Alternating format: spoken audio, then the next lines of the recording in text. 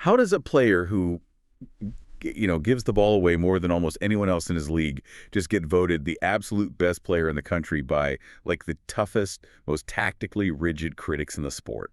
I mean, it really is the defining paradox of modern football right now. Yeah. Because you have this media establishment that has spent, honestly, the last decade just worshiping at the altar of possession, control, and perfectly choreographed systems. Right, the whole positional play thing. Exactly. And yet, when forced to cast their ballots for the Football Writers Association Footballer of the Year, they overwhelmingly surrendered to a player who represents absolute, unapologetic chaos. Which is wild. And we are, of course, talking about Manchester United's Bruno Fernandes. Welcome to the deep dive, everyone. We have an absolute mountain of material to synthesize today. Oh, yeah, a massive stack. We're pulling directly from the official 2026 FWA press release, and we're also dissecting some really expensive, highly emotional commentary from the trenches of massive online communities. Mostly the Red Devils and soccer subreddits, right? Exactly, those two specifically.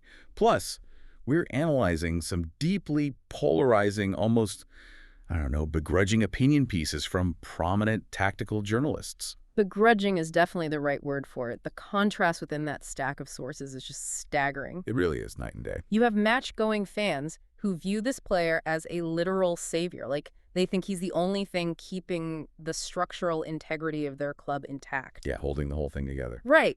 And simultaneously, you have elite tacticians writing these 1,000-word columns explaining why his style of play is fundamentally incompatible with elite modern football. And then they go and hand him the highest individual honor in the country anyway. Exactly. Right before voting for him. It makes no sense on paper. So our mission today is to figure out the mechanics of that divide. We are going to look at the geometry of his passes, the historical weight of his statistics, and, the underlying psychology of how we evaluate individual brilliance when it just refuses to conform to a system. It's going to be fascinating. For sure. Because whether you are a diehard football fan or just someone fascinated by how leadership and performance are judged in the modern era, this deep dive is going to challenge how you look at individual brilliance. Yeah, if you want to understand where the sport of football is heading and how we measure value in an era obsessed with algorithms and control, you really have to understand why Bruno Fernandes breaks the formula. So let's start with the raw news. He captured 45% of the vote from a pool of over 900 journalists. Which is a huge voting bloc. Yeah, and he beat Arsenal's Declan Rice by 28 votes, with Erling Haaland trailing in third. He's actually the first United player to win it since Wayne Rooney in 2010. Wow, 2010. That's a long drought for a club that size. But to really understand the fracture here, we have to start with the voting bloc itself. Right, the FWA. Yeah, the FWA. So let's look at the historical biases here. The FWA is voted on by the press, whereas the PFA award is voted on by the players. And they often completely diverge in what they value. They represent two entirely different philosophies of evaluation, really. Exactly. The PFA award is the players' union. When players vote, they rely heavily on what it actually feels like to be on the pitch with someone. So it's experiential. Highly experiential. They vote on physical intimidation, raw technical difficulty, and frankly, a lot of recency bias. Oh, for sure. Like if a winger roasted a defender twice in March, that defender's probably waiting for him in April. Yeah, exactly. But the Football Writers Association, the FWA, is analytical. These are the people who watch every single minute of every single match from the press box. Right, they got all monitors. They have access to the data, the expected goals models, the passing networks. Historically, over the last 15 to 20 years, the FWA voting bloc has developed a severe bias toward narrative cohesion and structural perfection. They love players who perfectly execute a manager's grand tactical design. Which is exactly why this result is sending absolute shockwaves through the tactical community, because Bruno Fernandes does not execute a grand tactical design. No, he bypasses it, he short-circuits it. He really does. The journalists who spend their weeks debating whether his low-percentage, high-risk passing style is a liability have just looked at the sheer undeniable reality of his output and essentially said, well, we hate how you do it, but we cannot ignore what you've done. The numbers simply became too enormous to caveat. Okay, let's unpack this. Let's examine the primary catalyst for this award. The assists. Yeah, the 19 Premier League assists. And crucially, there are still 3 games left in the 2026 season. 19? He's sitting on 19 right now. Yes, sitting on 19. meaning he is one assist away from tying the all-time single-season Premier League record. Oh, wow. A record currently shared by Thierry Henry and Kevin De Bruyne. He needs one to tie, two to hold the record entirely by himself. That is just nuts. But, to really grasp what he's doing, we can't just look at the number 19. We have to look at the environments in which those records were forged. Yeah, environment is everything. Because when you look at Thierry Henry's record-setting season, you are looking at Arsenal's Invincibles era, or, adjacent to it. Right, the peak Arsene Wenger years. Exactly. Henry was operating in an ecosystem designed by Wenger that was just light years ahead of the rest of the league in terms of fluid, attacking synergy. And De Bruyne. While De Bruyne achieved it under Pep Guardiola at Manchester City. That is a team engineered with a practically limitless budget to create a flawless positional grid. It's like a machine. It is. De Bruyne operates in the right half space, knowing with absolute mathematical certainty exactly where his winger will be, exactly where Erling Haaland will make his run, and exactly how the defensive line will be manipulated to create the passing lane. He is executing a highly tuned script. But when you look at Bruno Fernandes' environment at Manchester United this season, there is no script. Or if there is, the pages are literally on fire. Yeah, that's a great way to put it. Yeah. He is chasing this historic milestone while playing for a team in a constant state of flux. They've got new minority ownership, structural front office changes, relentless injury crises across the back line. Oh, the injuries have been brutal. Brutal, and a tactical identity that fluctuates wildly from match to match. It's like a baseball player chasing a historic home run record while playing for a team that doesn't even know who its manager is going to be next week. The biomechanics and the pitch geography of his assists completely reflect that chaos, too. How so? While De Bruyne's assists often look like clinical, perfectly weighted, slipped passes into the penalty area, Bruno's assists are frequently acts of sheer willpower. Like he's just forcing it to happen. Exactly. He is dropping deep into his own half to collect the ball because the midfield progression has just totally stalled. He's scanning the field and hitting a 40-yard first-time outside of the boot pass over a low defensive block. Right. He is generating high-value chances out of completely static, low-value situations. He isn't surfing a wave of team momentum at all. He is individually generating the wave. Which brings us to the most staggering statistic provided by Optijo in our sources. And this is where the data gets really wild. The points won stat. Yes, the concept of points won. Bruno has 27 direct goal involvements in the league. That's 8 goals and 19 assists. But the crucial metric is that those specific involvements have directly swung 30 league points in Manchester United's favor. 30 points. Let's break down the mechanics of that 30-point swing, because points won isn't just about scoring the 4th goal in a 4-0 blowout. Exactly. A goal that turns a 3-0 lead into a 4-0 win earns you 0 additional points. You already had the 3 points secured. Right, the game was already won. Opta calculates this by looking at involvements that alter the actual outcome of the match. So a goal that turns a 1-1 draw into a 2-1 win is worth 2 points. Because you go from 1 point for a draw to 3 points for a win. Precisely. And an assist that turns a 1-0 deficit into a 1-1 draw is worth 1 point. So to accumulate 30 points individually, he has to be repeatedly stepping up in the 85th minute of tied or losing games and forcing an outcome. Over and over again. It requires a relentless clutch gene. It's actually only the 9th time in the entire history of the Premier League that a single player's involvements have been worth 30 points in a single campaign. The 9th time ever. And to put that into perspective for you, if you remove those 30 points from Manchester United's current total, they do not simply drop out of the Champions League qualification spots. Where do they go? They mathematically fall into the bottom half of the table. They become a mid-table side with a negative goal difference. Oh, wow. So one player is literally serving as the structural bridge between total mediocrity and elite European qualification. Exactly. And it's not just the decisive actions, right? Yeah. It's the sheer exhausting volumes of his creation.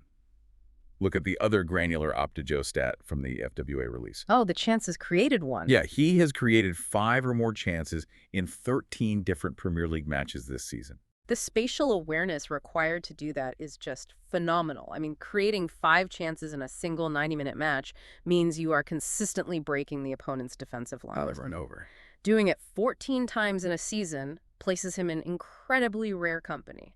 Since this specific tracking began, the only player to have a higher frequency is Mesut Ozil. Right, Ozil. He did it 15 times for Arsenal in the 2015-16 season. Yeah, 15 times.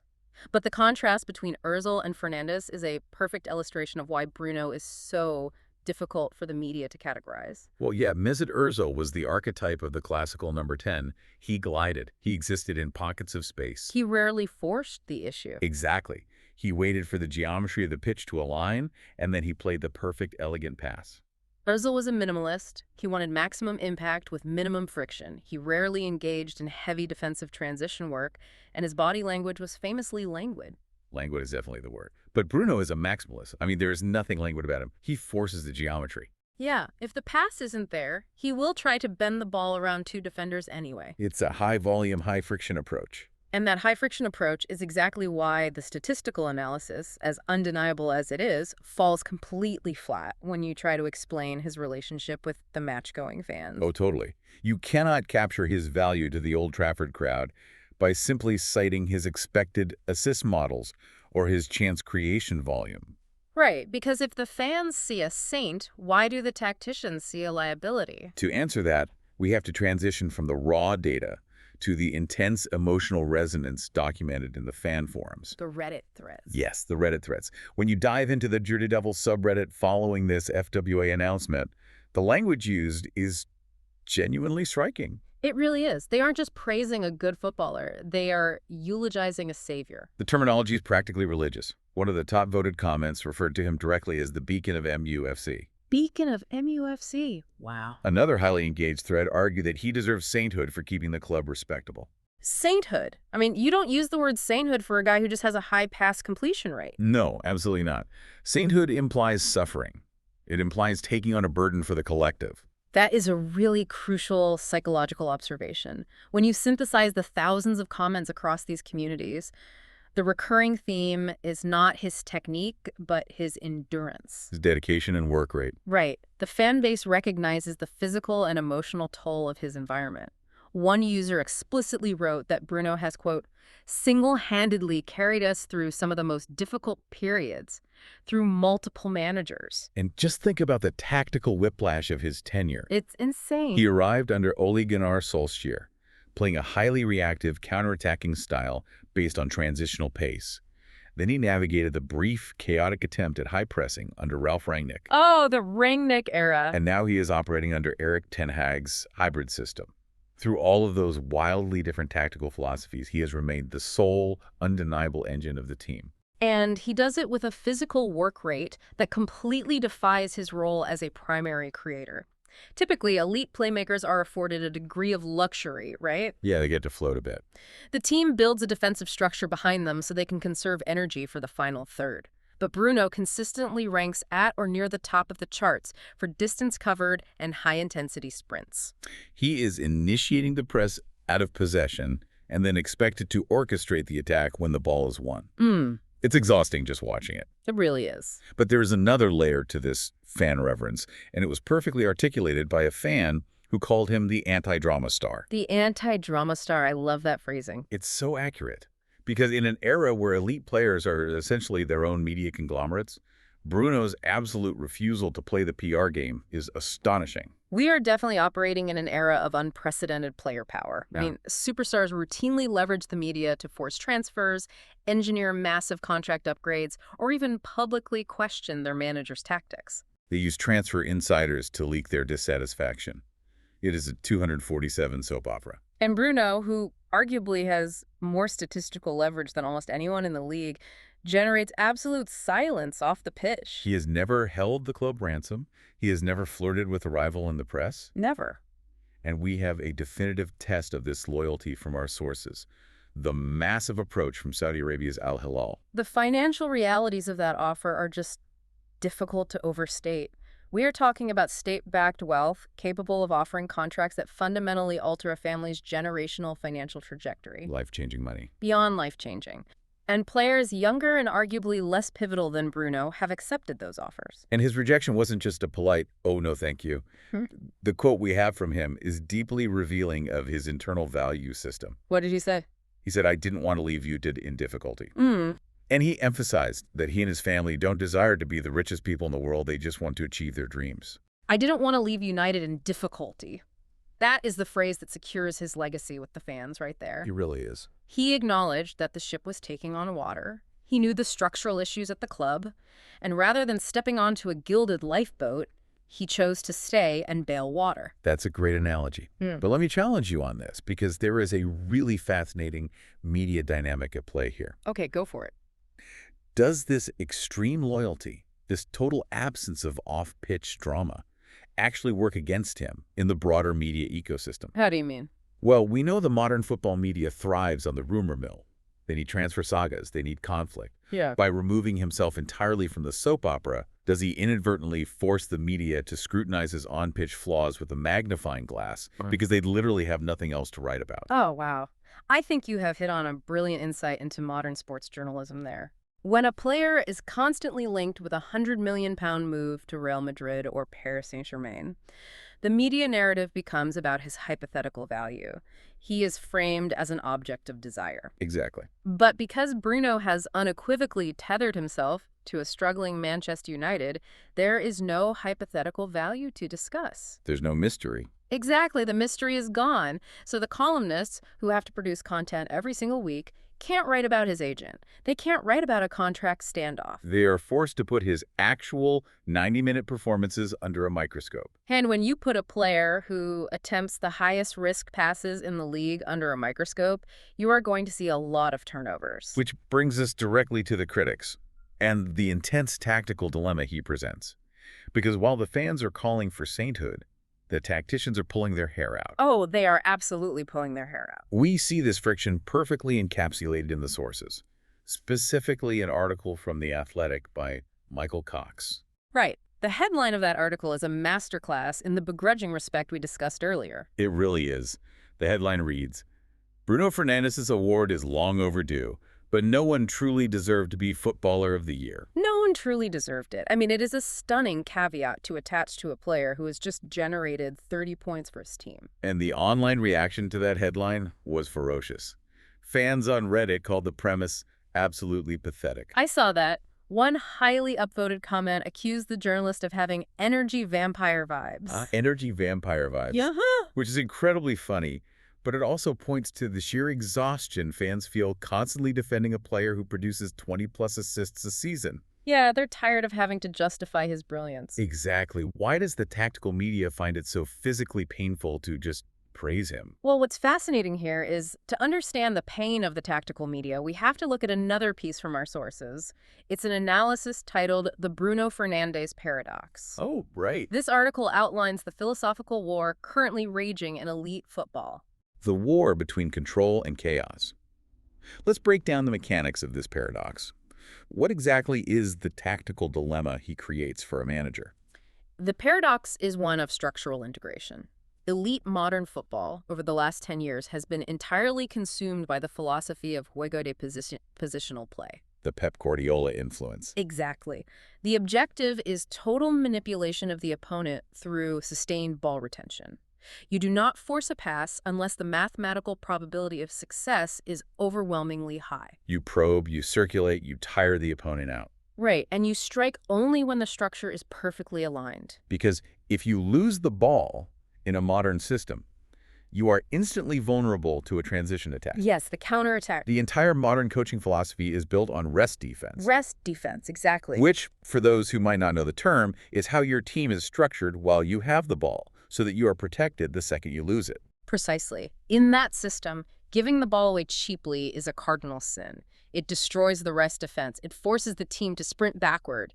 It creates the very chaos the system is designed to eliminate. And Bruno Fernandes is an agent of chaos. He is the ultimate relational player in a positional era. He operates on instinct. Right. If he sees a runner making a darting movement between the center back and the fullback, and he believes there is a 20% chance he can thread the needle with a first-time pass, he will take the 20% chance. He's not doing the math. No. He will not turn back and play a safe 95% completion pass to his defensive midfielder. So he attempts the impossible pass. Sometimes it works, and it's a brilliant assist. But mathematically, 80% of the time, it fails. And when it fails, Manchester United lose possession, and the meticulous tactical structure is broken. The critics look at his pass completion percentage, which frequently hovers in the low 70s. which is abysmally low for an elite midfielder in a top team. Very low. And they argued that you simply cannot build a dominant, title-winning machine around a player who treats possession as a lottery ticket. It's like bringing a brilliant improvisational jazz musician into a world-class symphony orchestra. Oh, I love this analogy. The orchestra has spent months rehearsing the sheet music perfectly. Every violinist knows exactly when to bow.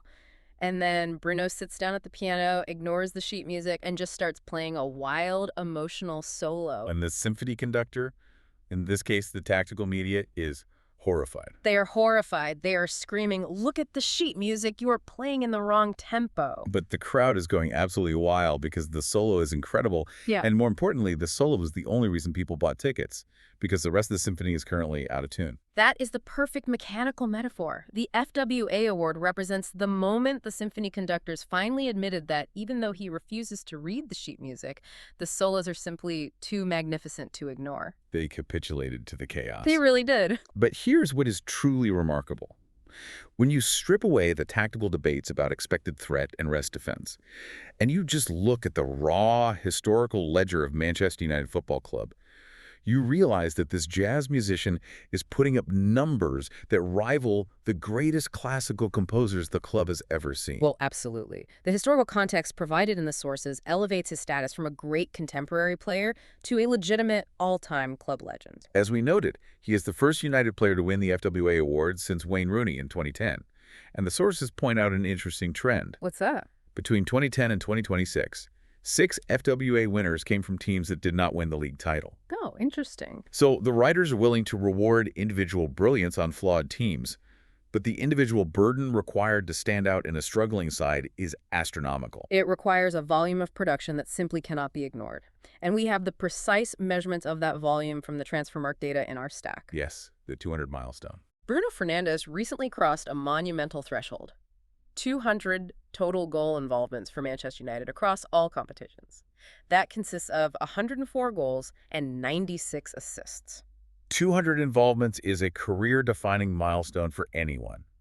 But the crucial data point is the velocity at which he reached it. Right. He is the second fastest player to reach 200 goal involvements for Manchester United in the entire history of the Premier League era. Just let the names of the players he beat to that milestone sink in. He reached 200 faster than David Beckham. Who had perhaps the greatest right foot in the history of English football. Faster than Ryan Giggs, who dominated the left wing for 2 decades. Faster than Paul Scholes, the very definition of midfield control. And, most stunningly, faster than Cristiano Ronaldo. The only player who reached 200 involvements faster in the modern era is Wayne Rooney. That is elite company. But here's where it gets really interesting. The Ronaldo parallel is where the data gets genuinely spooky. Look at this specific statistical comparison from the sources regarding their Premier League output. Oh, the 140 stat. It is one of those numbers that perfectly encapsulates a transition of eras. Right now, Bruno Fernandes sits at exactly 140 Premier League goal involvements for Manchester United. That is the exact same number of Premier League involvements that Cristiano Ronaldo achieved during his legendary 10 years at the club. They are tied. Tied. 2 Portuguese icons operating in entirely different eras of the club's history, producing the exact same baseline of overall Premier League value. But it is the composition of those 140 involvements that reveals the fundamental difference in their roles and highlights exactly why Bruno's burden is so unique. Let's break down the splits. Yeah. Because how you get to 140 matters just as much as the number itself. If you look at Cristiano Ronaldo's 140 Premier League involvements for United, the split is heavily predictably weighted toward execution. The goals. Right. He recorded 103 goals and 37 assists. Ronaldo, particularly in his later years, was the ultimate apex predator. His entire game was optimized for final action efficiency. His job was to arrive in the box and terminate the attack. He didn't need to build a house, he just had to put the roof on it. Exactly. He had Scholes circulating the ball, Giggs stretching the defense, and Rooney dropping deep to link the play. Now look at Bruno Fernandes' 140 involvements. Okay. It is not weighted toward execution or creation. It is a perfectly symmetrical 50-50 split. 70 goals and 70 assists. 70 and 70. Wait, really? Yeah. So if he has 70 goals and 70 assists, that means he is essentially functioning as the team's traditional number 9 and their traditional number 10 simultaneously. Yes. How is he physically covering those two distinct zones of the pitch? Well, that is exactly why his physical metrics are so extreme. To maintain a 1-to-1 goal-to-assist ratio at an elite level means your pitch geography has to be immense. He has to be everywhere. He has to drop into the middle third of the pitch to receive the ball from a struggling defense, play the progressive pass to a winger, functioning as the creator, and then immediately sprint 50 yards to arrive at the edge of the penalty area to finish the cutback functioning as the striker. He basically has to pass the ball to himself. Conceptually, yes. Because Manchester United, for the vast majority of his tenure, has lacked a consistent, world-class 25-goal-a-season striker. That's true. They haven't had that focal point. So Bruno cannot simply rely on racking up assists. If he doesn't create the chance, the team doesn't move forward. But if he doesn't aggressively enter the box to finish the chances that do materialize, the team doesn't score. He is both the architect and the executioner. He really is. That dual burden is practically unheard of in modern football.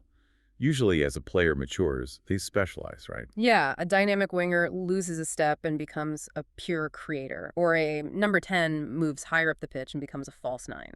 But Bruno has maintained this terrifying duality for years, completely ignoring the modern trend of hyper-specialization. And shouldering that dual burden, knowing that if you have a bad game, the entire offensive structure of one of the biggest clubs in the world collapses, requires a psychological profile that is just as intense and just as polarizing as his tactical profile. Which perfectly bridges the gap to how he actually leads this team on the ground.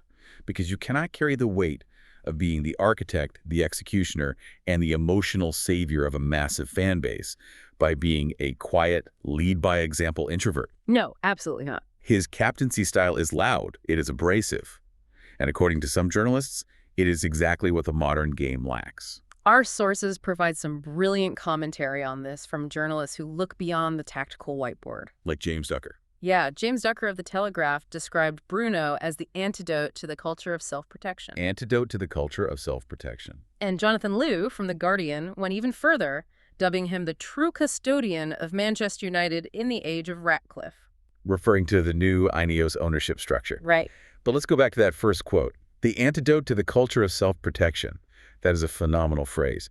How does that actually manifest in the reality of 2026 football? Well, to understand the antidote, you have to understand the disease. Okay, lay it out for us. The culture of self-protection refers to the highly sanitized, PR-driven ecosystem that surrounds modern athletes.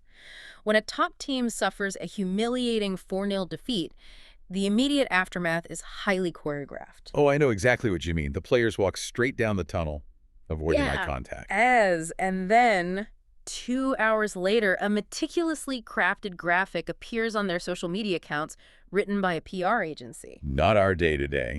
We must learn from this. The fans were amazing. We go again. It's completely sterile. Totally. It is brand risk management. The goal is to acknowledge the defeat without exposing the player's actual emotions to the unpredictable machine of public discourse. You protect the personal brand at all costs. And Bruno Fernandes does not protect his brand. He exposes it. It really does. He is raw. He is visually agitated on the pitch. He waves his arms. He argues. He looks messy. We actually have a quote from Bruno in the sources that directly addresses this performative modern culture. What's the quote? He said, "When you see someone trying to be kind, it's sometimes to get some likes. It's not very genuine." See, he is openly rejecting the aesthetic of modern sportsmanship. He is saying that the polished, smiling apologies are fake, and he would rather be viewed as a frustrated, difficult teammate who genuinely cares about the result than a polite, marketable brand ambassador who accepts defeat quietly. And he backs that up with a level of confrontation that feels like a throwback to the 1990s. Oh, he is incredibly spicy on the pitch. Spicy is the perfect word. Look at the anecdote from the sources regarding his interaction with the Aston Villa fans. It's a brilliant moment. Right. He is sitting on the bench, and the opposition supporters are giving him relentless abuse, which is standard for an away game. Right. And the modern PR manual tells you to put your headphones on, stare straight ahead, and ignore them. But Bruno engages. He turns to the Villa fans and says, "You sing more for me than for your team. Don't be angry because I score always against you." It is supreme arrogance, but it is deeply authentic. And he brings that same confrontational energy to the authority figures of the game. When asked about controversial officiating, instead of giving the standard fines-avoiding non-answer, He stated, "I'm not talking about the referee, otherwise I'll get in very big trouble." He couldn't help himself. He literally couldn't. He added, "The rules are different for everyone." You can also see it in the difference in yellow cards. He is constantly probing the boundaries, constantly fighting the opposition, the referees, and sometimes his own teammates. Yeah, we've seen him yell at his own defenders plenty of times. And this is where his leadership style becomes deeply fascinating because it functions as a shield. A shield. How so? Well, when he is out there waving his arms, arguing with the referee, and taking low percentage shots, he is drawing all of the media heat onto himself. Oh, I see. That is the ultimate value of his captaincy. In a squad filled with young, developing players like Kobbie Manu or Alejandro Garnacho Bruno acts as a lightning rod. Because the media is so obsessed with his body language. Right. When the team plays poorly, the tactical columnists don't write thousand-word pieces dissecting the flaws of the 19-year-olds. They write thousand-word pieces dissecting Bruno's body language and his pass completion rate. He absorbs the chaos so the rest of the team doesn't have to. Exactly. He sacrifices his own aesthetic perfection, his metrics, his public image, to carry the burden of the club's dysfunction. He is willing to look like the villain to the tactical purists if it means driving the team forward.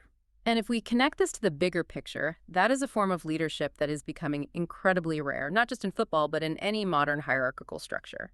So what does this all mean for the listener? Why should we care if a captain is PR trained or raw?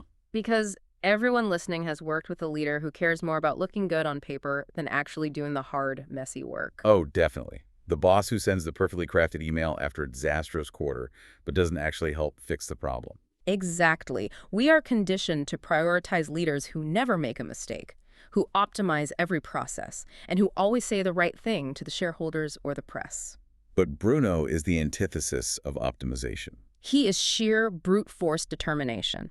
He represents the leader who is willing to look messy, get yelled at, and take the creative risks if it means pushing the team forward. And the fact that the Football Writers Association, the guardians of the tactical optimized view of the sport, were ultimately forced to hand him their highest honor, proves that raw, undeniable substance will eventually shatter even the most rigid aesthetic preferences. It's a victory for the Maverick. It really is. You can hate the way he plays the notes, but you cannot ignore the music he's making. It proves that in a sport increasingly defined by systems, the individual can still break the equation. Which brings us to the end of a truly massive deep dive. We have tracked an extraordinary journey today. A really comprehensive one. We started with the sheer absurdity of his statistical output, the 19 assists threatening the all-time Premier League record, and the 30 league points single-handedly wrenched from the jaws of defeat.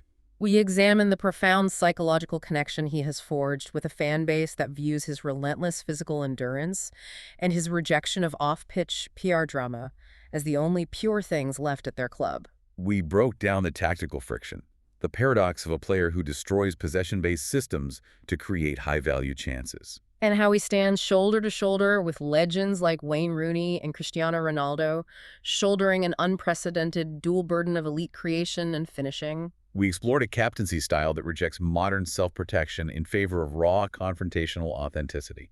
And, whenever you look at a top performer in any field sports, business, art, there will always be a tension between raw, undeniable output and the quote-unquote proper way things are supposed to be done. There really will be.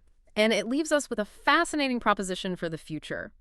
In an era where every movement on a football pitch is tracked, analyzed, and optimized by artificial intelligence and expected threat models, the space for pure intuition is shrinking. It's almost gone. So, will history eventually look back at pure, chaotic, individual creators like Bruno Fernandes, not just as statistical outliers, but as the last of a dying breed of true footballing mavericks? The last of the Mavericks. Yeah. The player who refused to read the sheet music. That is a great thought to end on. Thank you for joining us on this deep dive. We will see you next time.